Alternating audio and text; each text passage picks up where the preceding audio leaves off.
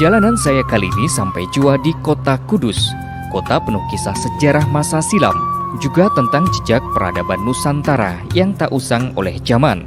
Berabad silam, daerah yang semula bernama Tajuk ini telah menjadi pusat keagamaan sekaligus keragaman lintas budaya yang penuh nilai-nilai toleransi yang begitu tinggi. Nuansa keagamaan dan keislaman yang terbangun di kota Kudus menjadi pemandangan yang bisa Anda saksikan setiap hari di kota ini. Tidak hanya aktivitas para santri yang mengkaji kitab suci, namun juga perayaan budaya dan tradisi yang tetap lestari. Dari sini perjalanan saya mulai. Saya akan mengajak Anda untuk mengenal dan menyusuri Kudus dari sudut yang berbeda, mengenal keanekaragaman budaya di kota santri. Inilah Kudus, Kota Wali, Potret Harmoni, 4 negeri. Jangan kira Kudus hanya memiliki menara dan pegunungan muria saja. Anasir kota lama di kota Kretek ini membuat suasana begitu hidup dan seakan tak pernah redup. Peninggalan masa silam yang masih terawat dan terjaga menjadi daya tarik tersendiri kota ini sebagai tempat yang layak dikunjungi. Dari Masjid Menara dan Makam Kanjeng Sunan Kudus, kita akan mengunjungi satu peninggalan Sunan Kudus yang masih terawat dengan baik, Langgar Dalem. Selain masjid kuno peninggalan Sunan Kudus, di desa Langgar Dalem juga terdapat ragam peninggalan bangunan berarsitektur masa kolonial, seperti bangunan Art Deco dan bangunan Indis, padu padan, kekunoan, dan kekinian.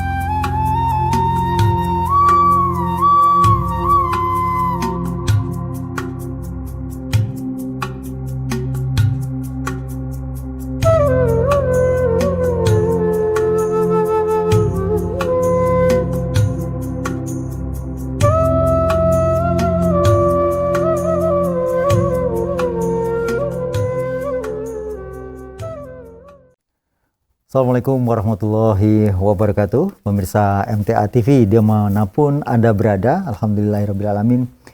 Puji syukur kita aturkan kehadirat Allah SWT.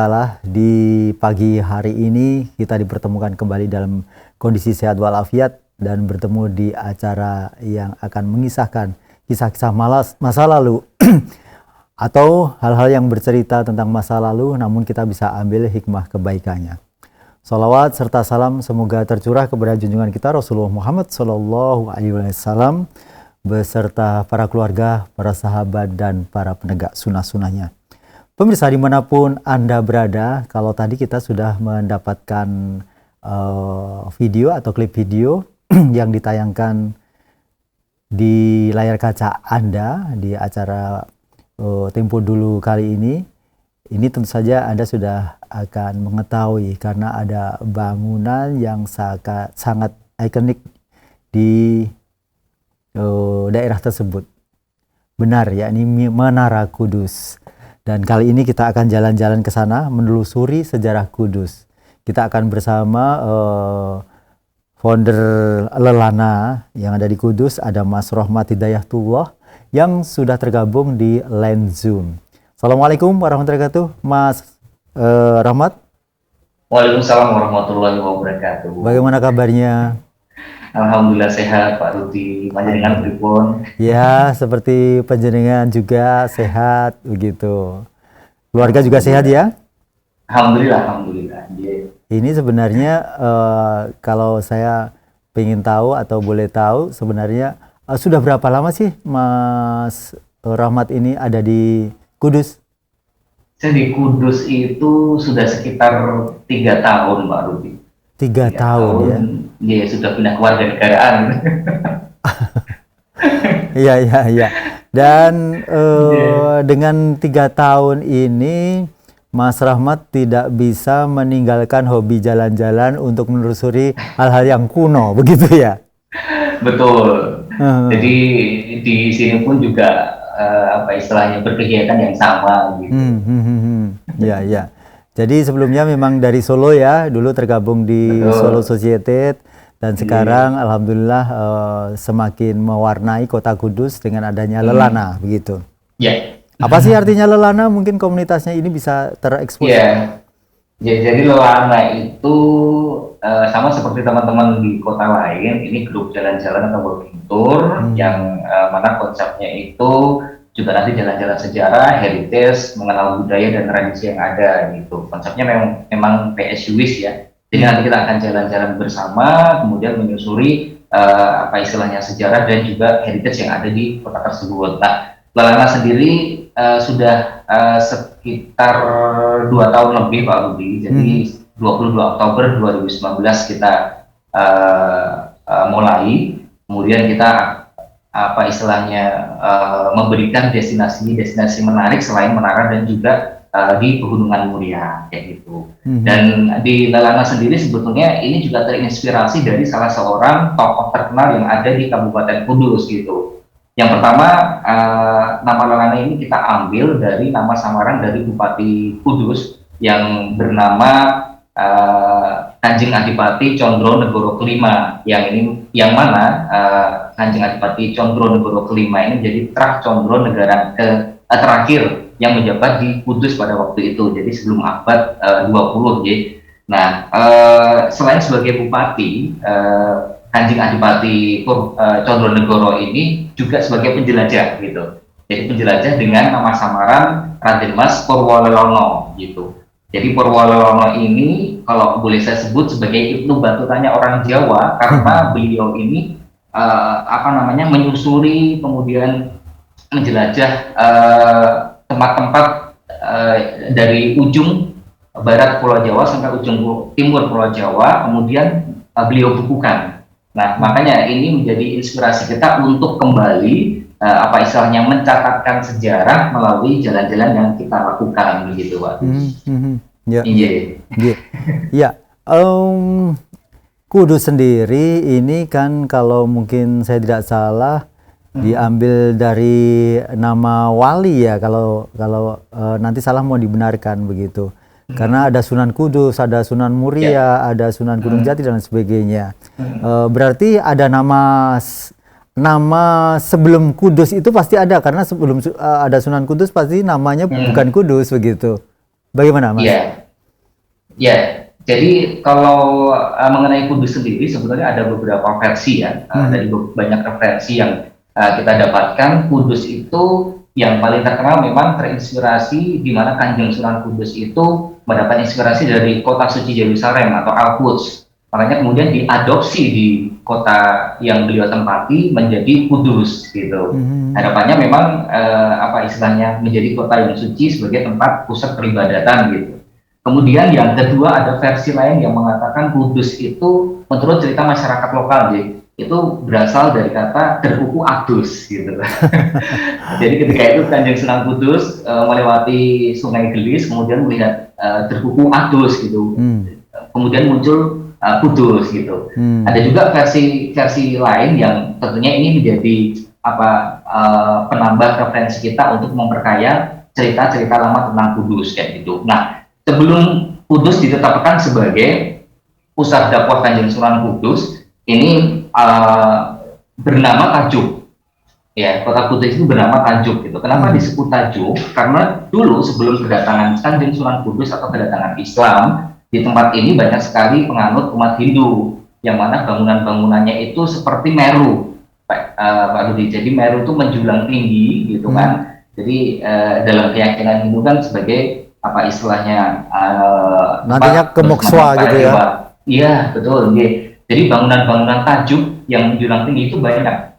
Makanya sebelum diganti Kudus, nama kota ini sebenarnya Tajuk gitu. Asal muasalnya seperti itu. Ya, kapan sebenarnya kota Kudus ini ada, Mas Rahmat?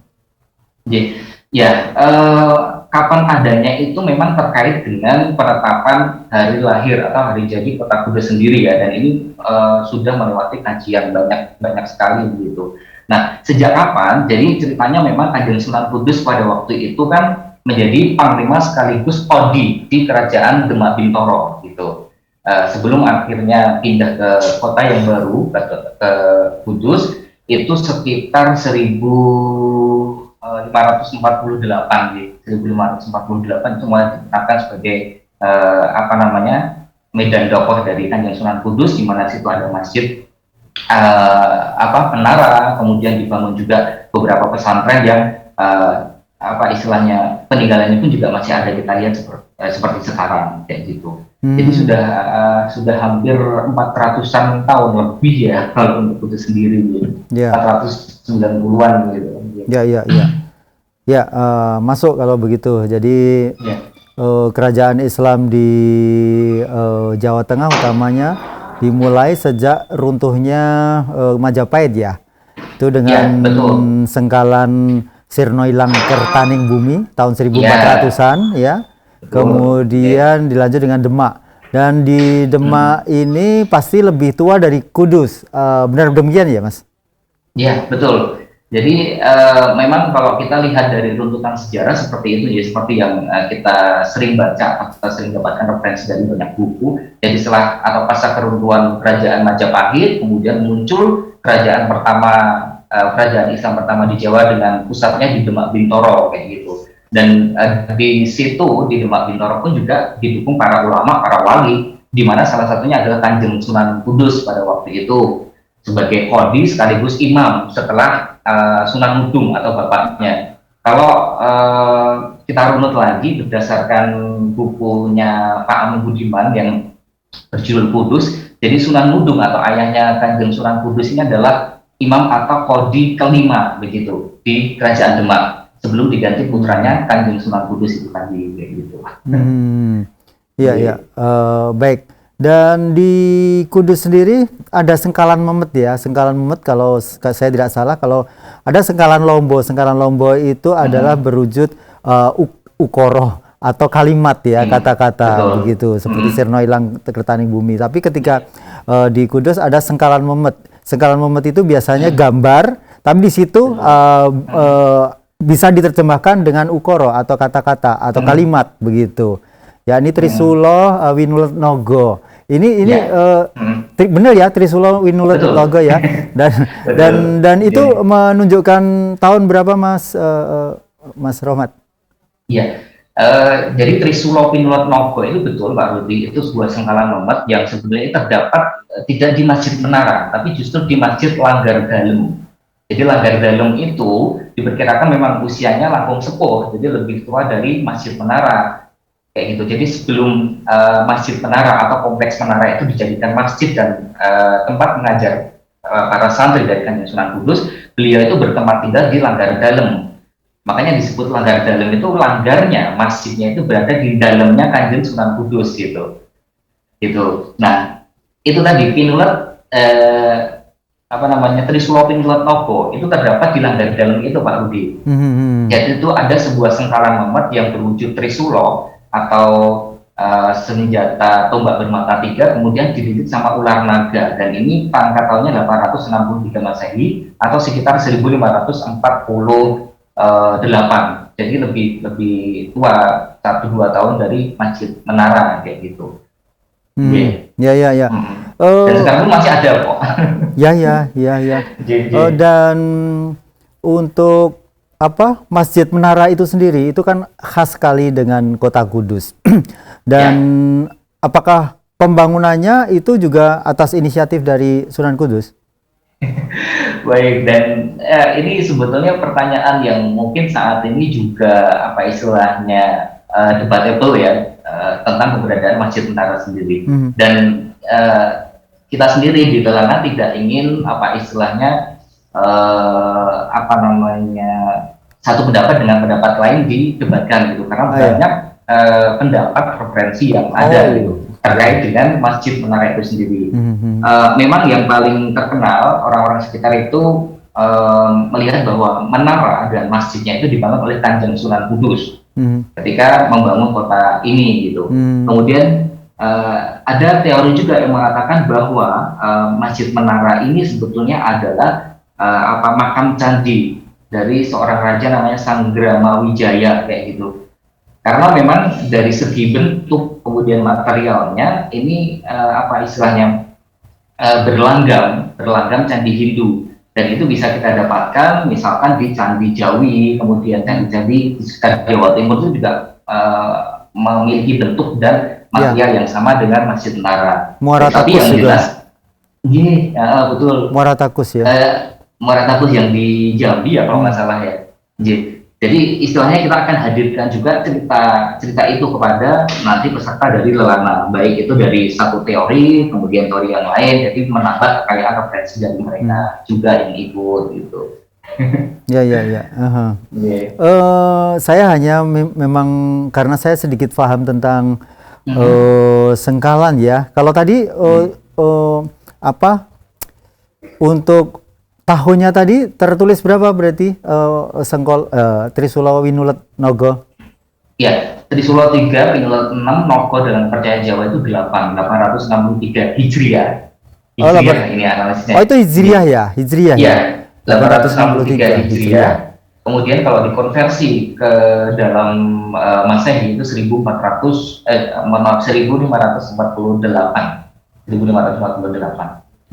Trisula Winulet ya betul. Karena saya ketika ngotak adik sedikit saya memang mungkin bisa saya sedikit sampaikan terkait sengkalan. Iya. Karena sifat benda atau wujud dari Nogo memang itu termasuk gajah itu juga ST itu juga 9 ya. Gajah Wawaluru Mangkang seperti ular itu sifatnya 9. Kemudian kalau kosong, sat dan lain sebagainya itu 0 dan lain sebagainya gitu. Ya, alhamdulillah mungkin saya karena suka dengan itu maka ada acara Tempo dulu begitu. Baik.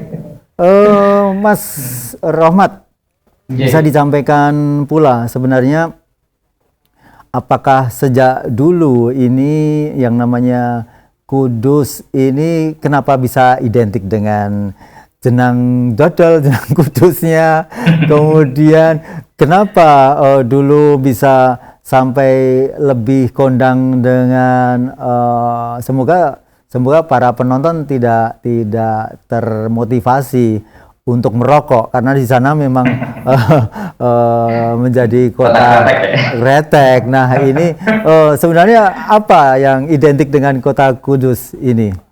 Dan soto Kudus enak sekali. Soto Kudus, betul. Nah kalau kita bicara identik, tentunya satu hal yang menjadi ciri khas dari Kudus itu sendiri ya. Kalau selama ini Kudus memang terbranding dengan kota kretek dan itu tidak bisa dilepaskan dari sejarah yang ada karena sampai sekarang nih ya. Iya, sampai sekarang. Jadi keberadaan rokok atau kretek di Indonesia sebetulnya itu sudah ada nih di zaman Mataram, zaman Panembahan Senopati itu sebenarnya sudah ada. Tapi di Kudus itu industri rokoknya sangat berkembang gitu karena memang pada saat itu ketika penemuan rokok pertama oleh Haji Jamhari tahun 1880 itu menjadi satu komoditi yang banyak peminatnya. Sehingga masyarakat Kudus pada waktu itu juga memiliki etos dagang untuk menjual potensi baru gitu. Karena sebelumnya di Kudus itu belum ada sama sekali yang menjual gitu. Nah di Kudus sendiri yang kretek itu tadi kemudian muncul para pengusaha atau saudagar-saudagar rokok kretek yang sampai sekarang pun sebenarnya kalau pas kita jalan rumahnya, pabriknya itu juga masih ada kayak gitu. Nah selain rokok kretek tentunya juga jenang Kudus. Nah jenang Kudus ini juga kalau di Kudus itu pusatnya di Kaliputu. Jadi itu ada keterkaitannya dengan Kanjeng Sunan Kudus. Cuman untuk saat ini Lelana jujur belum sampai ke Kaliputu ya untuk melihat sejarah bagaimana jenang Kudus itu ada gitu. Tapi yang selama ini yang kita hadirkan biasanya soto Kudus karena di soto Kudus itu yang digunakan bukan sapi atau daging ayam tapi daging kebo gitu loh. Jadi selain sebagai khasanah kuliner tapi juga ada makna-makna toleransi yang ada di situ, karena kita tahu bahwa di Kudus sendiri tidak diperbolehkan untuk menyembelih sapi ya sampai sekarang jadi yang digunakan kerbau atau daging kebo kayak gitu. Jadi banyak sih ceritanya Pak Ruby. Oke, baik. Baik, terima kasih Mas Romat. Kita akan bincang lagi untuk melanjutkan bahasan Kota Kudus ini. Semoga pemirsa saat ini yang dari Kudus ataupun yang lainnya yang saat ini menyimak bisa berinteraksi di acara ini. Silahkan telepon di 0271 679 3000, SMS WA ada di 0811 255 3000 selepas pariwara berikut ini.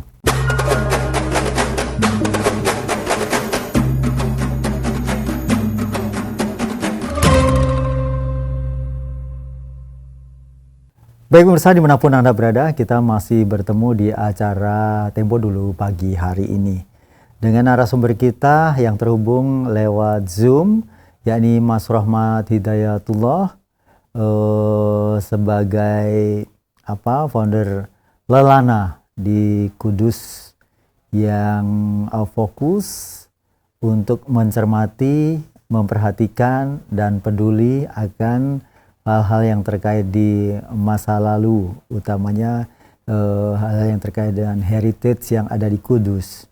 Inilah dia Mas Romat. Mas Romat, kita balik lagi. Ini di VT itu juga tersampaikan kalau ada langgar dalam. Begitu, langgar dalam itu adalah sebuah langgar yang ternyata di lingkup area rumahnya Sunan Kudus ya? Ya, betul. Mungkin bisa diceritakan terkait dengan itu?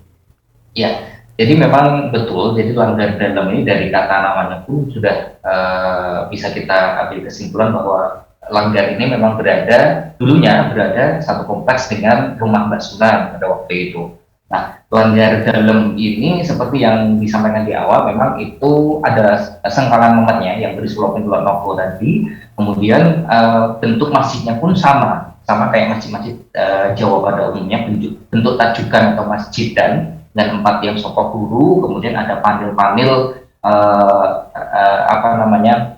semacam hiasan bermotif sulur-suluran dan selimpetan yang berada di dalam, dan ini materialnya itu hampir sama dengan Masjid Menara gitu. Jadi simpulan awal memang ini sejaman ya dengan Masjid Menara, karena memang sebelum pindah ke Masjid Menara hanya Sunan Kudus bertempat di langgar dalam. Nah, langgar dalam ini sebetulnya bisa dikatakan nama lainnya itu juga Masjid Suronoto. Jadi kalau di Solo nih, di Solo itu ada Masjid Suronatan atau masjid yang berada di keraton gitu ya, dan di langgar dalam ini juga nama lainnya adalah Masjid Suronatan, yang mana dulu para santri Mbah Sunan itu belajar agama di situ kayak gitu. Jadi memang bisa dikatakan Masjid Langgar Dalam ini juga terhitung masjid tua di Kudus juga, dan kawasan di sekitarnya pun juga ada beberapa masjid dan musola lawas. Itu awal-awal abad 20 itu juga semakin banyak, karena tidak bisa dipungkiri di Kudus sendiri sebagai pusat keagamaan, terutama juga pusat dakwah Islam, dan sampai sekarang pun pesantren-pesantren juga banyak. Jadi kehidupan agama Islam itu sangat kental banget kalau di Kudus gitu Pak Ruby. Ya. Dan ini menjadi sesuatu tujuan wisata ya kalau di Kudus untuk langgar Suronatan atau langgar dalam ini. Ya, kalau selama ini kita lihat di di lapangan, orang-orang atau wisatawan itu fokusnya memang wisata ziarah ke makam Sunan Kudus dan Sunan Muria, termasuk di Menara kayak gitu. Nah, di tempat-tempat lain termasuk yang ada di langgar dalam, kemudian ada langgar bubar itu juga ada, kemudian ada Sunan Kedu, Kiai Telingsing, seorang Tionghoa Muslim sejaman dengan Kanjeng Sunan Kudus, itu juga jarang banget dikunjungi gitu. Makanya di Lelana ini sebenarnya kita akan ingatkan kembali atau kita ajak wisatawan atau peserta ya kita sebutnya, atau teman-teman yang suka jalan-jalan sejarah itu untuk mengenal lebih lebih jauh gitu loh, mengenal lebih jauh Kudus dari sisi yang berbeda gitu. Hmm. Tidak hanya menara saja, tidak hanya mulia saja, tapi juga tempat-tempat bersejarah di sekitar situ gitu, di sekitar menara gitu. Bahkan ketika di Kauman pun kita menemukan juga satu masjid itu malah tahun 1747-an, kita bisa lihat di inskripsi di Soko Guru atas itu masih terlihat jelas, dan itu jarang banget gitu loh diketahui sama orang. Makanya akan kita hadirkan dengan memberikan pengetahuan baru nih, selain menara ternyata juga ada tempat-tempat bersejarah di sekitar Masjid Menara kayak gitu. Ya, ya, ya. Baik, memang kita juga tidak pungkiri ya, dari expose yang ada di media itu mendominasi adalah Masjid Menara itu ya, Ya, itu betul. mendominasi.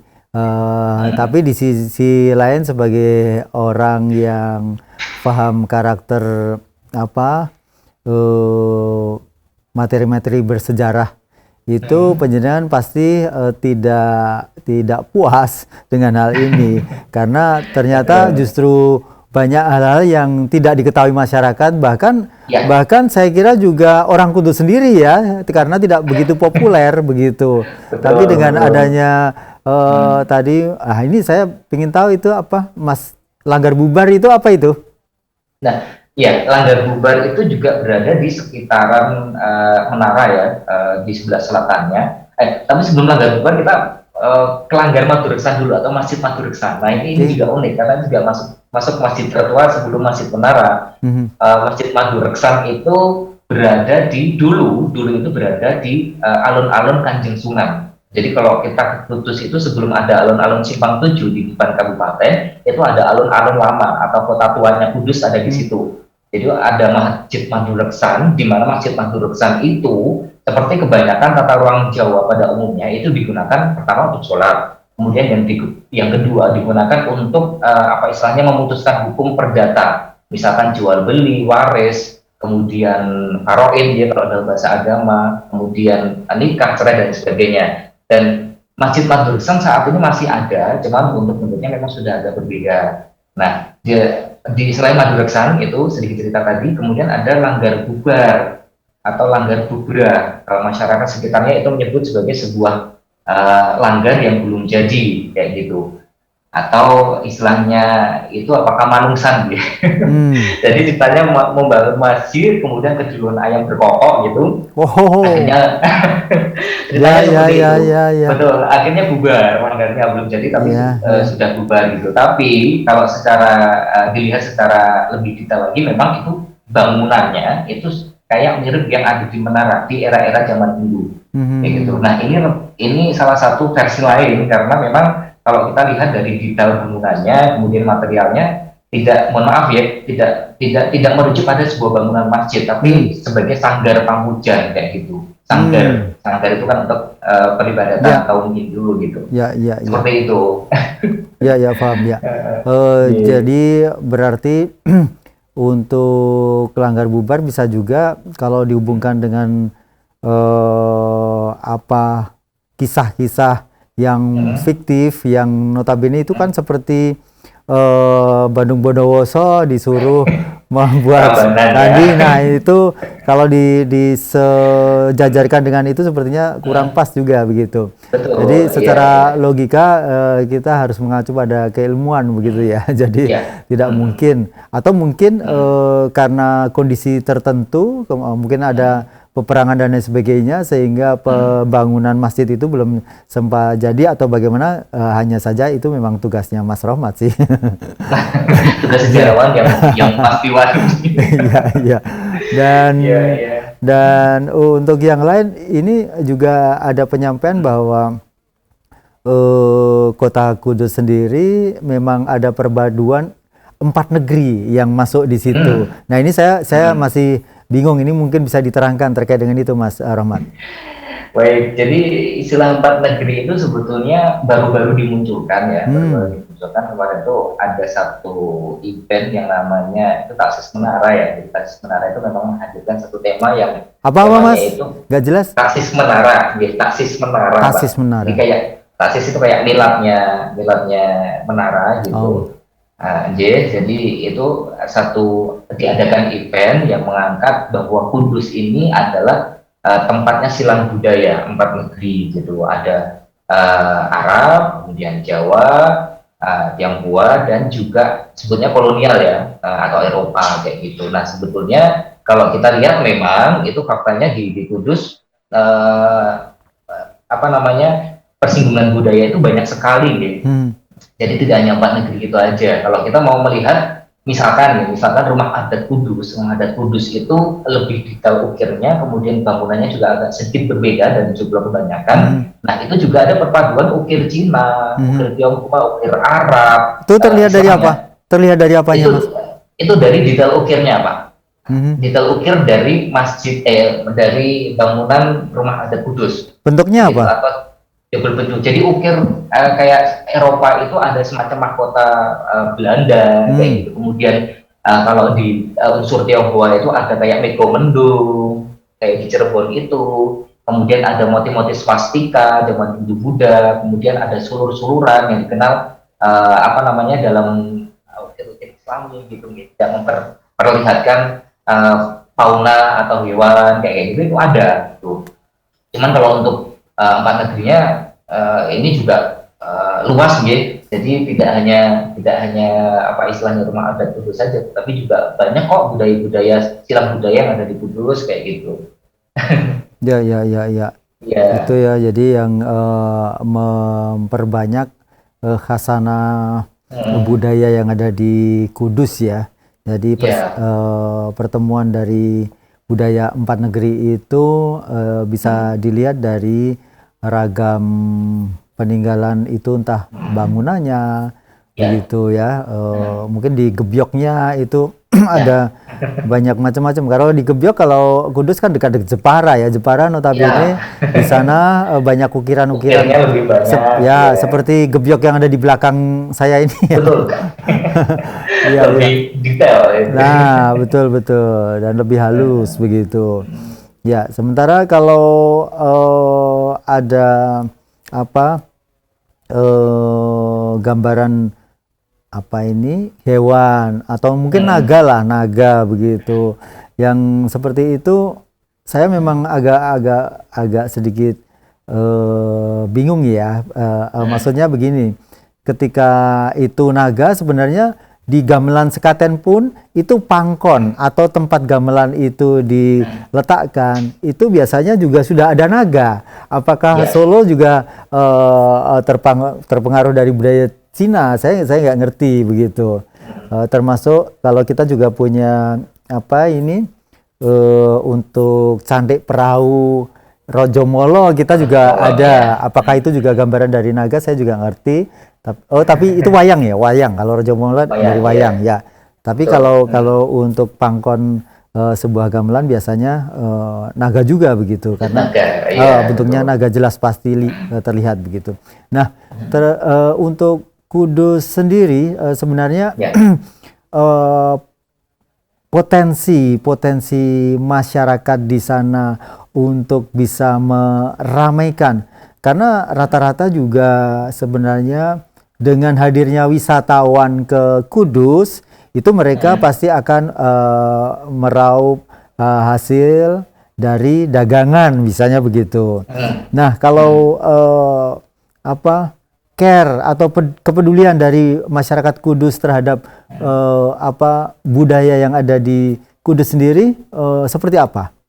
Ya, kalau saya melihat sendiri memang masih kuat ya, karena ada keterikatan gitu, keterikatan religi, keterikatan batin ya, kemudian keterikatan sosial dengan sosok Kanjeng Sunan Kudus kayak gitu. Makanya dalam setiap event yang diselenggarakan di sekitar menara, termasuk parade budaya atau atraksi budaya dan di sekitar itu, pasti masyarakat antusias, bahkan tidak hanya dari Kudus saja gitu. Dari luar Kudus ketika ada event, misalkan sebelum pandemi itu ada dandanan sebelum masuk bulan puasa, kemudian ada buka luwur, itu ada membersihkan makam Sunan Kudus, itu masyarakat pasti tumplek di sekitaran menara, dan itu saya lihat sebagai sebuah keterikatan budaya, keterikatan sosial, keterikatan agama gitu ya dengan sosok Kanjeng Sunan Kudus itu. Tapi kalau untuk wisata yang ke heritage dan sejarah seperti yang ada di Lelana, untuk antusiasme selama ini juga sudah bagus sih ya, karena Lelana bisa dikatakan menjadi apa istilahnya pioner untuk jalan-jalan sejarah di Kota Kudus kayak gitu. Tapi untuk masyarakat luas, terutama wisatawan yang ke ziarah itu memang belum begitu antusias gitu. Jadi makanya kita akan terus apa istilahnya publikasikan supaya masyarakat Kudus juga tahu bahwa di Kudus memiliki potensi wisata yang luar biasa untuk kita kembangkan bersama, untuk kita jadikan destinasi supaya wisatawan luar yang datang ke Kudus tidak hanya ke Menara saja, tetapi juga menikmati Kudus dari sisi yang berbeda itu tadi Pak Rudi. Ji. Baik, Mas Rahmat.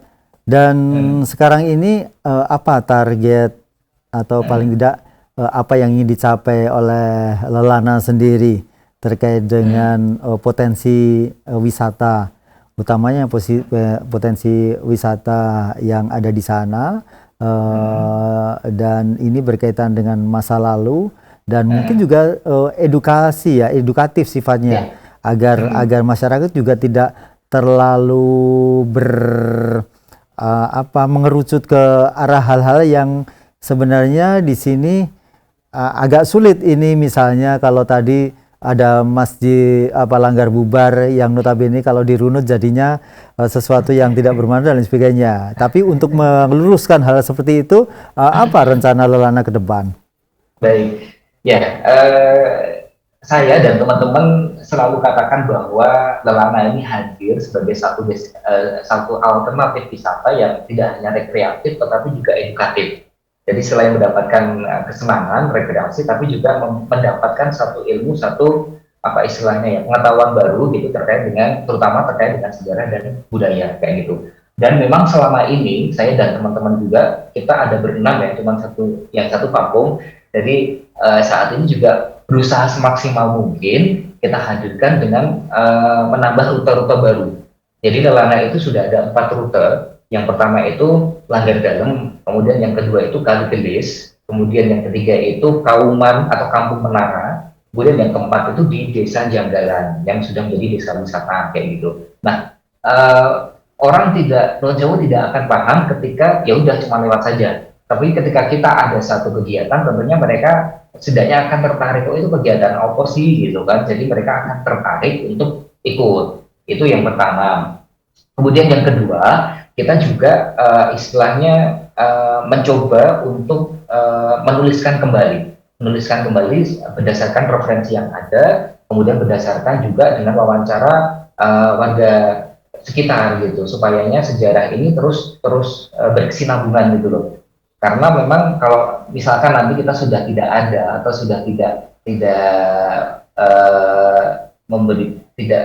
ada kegiatan gitu, tapi hasilnya ada gitu loh.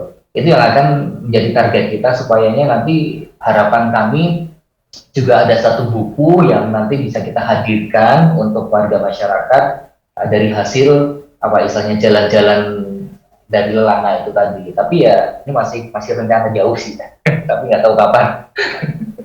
Ya, terakhir Mas Rahmat, bagaimana untuk Lelana sendiri? Ketika ada seseorang ingin bergabung dan apa program-programnya ini, pertanyaan dari Mas Nur di Kudus, mungkin ada juga telepon yang bisa dihubungi terkait dengan Lelana ini. Oke, baik J. Jadi setiap kegiatan, setiap rute yang akan kita hadirkan itu nanti akan tetap kita publish, sementara kita masih di Instagram ya. Jadi nanti cek saja lelana-kudus.id, itu nanti informasi apapun terkait event, kemudian terkait rute, jadwal, dan juga kontak person itu nanti ada di situ semuanya. Nanti tinggal kontak saya saja, di situ ya kontak personnya. Itu nanti bisa tanya-tanya lebih lanjut, karena selain jadwal reguler, nanti juga kita bisa privatur. Jadi privatur itu di luar jadwal reguler. Jadi misalkan teman-teman nanti mau ikut jalan-jalan gitu, atau mau menjadwalkan jalan-jalan, boleh kontak saya kayak gitu. Tapi tetap untuk yang jadwal reguler nanti tetap kita infokan juga di mana di Instagram kayak gitu. Jadi monggo saja melalui Pak Rudi, berarti tidak datang kudus ya, monggo kalian rencang-rencang. Siap, ya. Baik, terima kasih Oke, Mas Rahmat Hidayatullah. iya, Mudah-mudahan sama-sama. tetap konsisten di Iya, jalurnya dan tetap sesuai juga dengan apa yang menjadi konsepnya di Lelana Kudus. Dan semoga selalu edukatif begitu ya iya, untuk Lelana iya. Kudus. Terima kasih. Insya Allah kita akan bersua di lain kesempatan. Siap, Assalamualaikum iya. warahmatullahi wabarakatuh. Waalaikumsalam warahmatullahi wabarakatuh. Pemirsa dimanapun Anda berada, demikian tadi obrolan kita dengan Mas Rahmat Hidayatullah selaku owner di Lelana Kudus. Bagi Anda yang ingin ke Kudus, kemudian ingin menikmati destinasi wisata utamanya di daerah Kudus, silahkan saja hubungi beliau, bisa lihat IG-nya di lelanakudus.id. Saya Rudi Herfianto, mohon maaf atas segala kesalahan. Bila taufik walhidayah. Assalamualaikum warahmatullahi wabarakatuh.